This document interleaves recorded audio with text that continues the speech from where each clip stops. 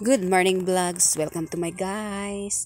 For today's video guys ay itatry natin tong nabili kong pressure cooker na second hand guys. Ayan. So yung mga parts niya guys ay binili ko lang siya Shopee.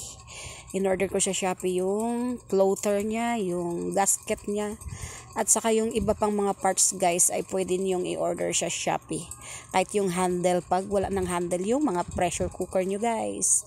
So ayan, tingnan natin kung gumana nga ba ito ang aking nabiling pressure cooker guys. So let's wait. Ayan. So after 15 years guys, ayan. Bubuksan na natin siya guys, pero i-cool down muna natin siya dyan sa lababo. Ayan, basain muna natin ang kanyang takip guys para pwede na natin siyang buksan mamaya-maya lang guys. So ayan, let's wait and let's open this one guys after how many years nating pagbabasa sa kanyang takip. Char. So ayan.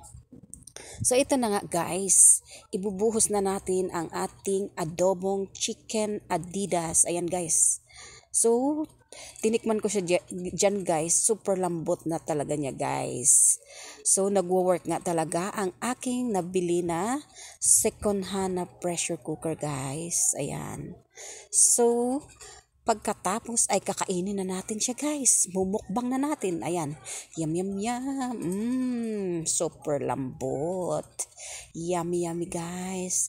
Kain tayo. Ayan guys. Ang sarap-sarap niya guys. Ang lambot-lambot.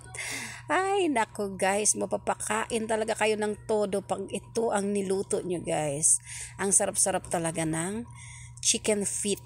Super lambot, masarap, yummy yummy.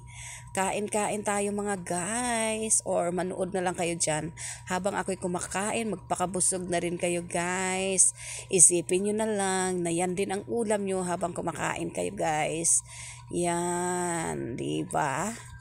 Ang sarap-sarap ng buhay. Kain lang ng kain hanggat may kinakain guys.